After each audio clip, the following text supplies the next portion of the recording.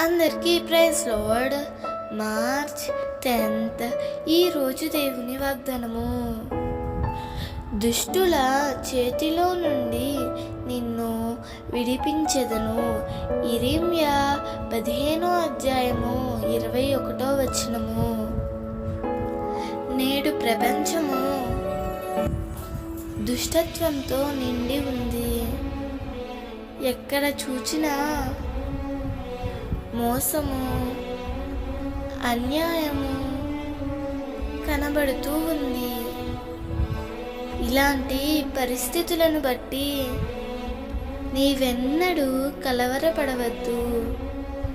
ఇర్మియాను దుష్టుల చేతిలో నుండి విడిపించిన దేవుడు, దానియేలును సింహాల బోనులో నుండి విడిపించిన దేవుడు నిశ్చయముగా నీ పక్షముగా నిలిచి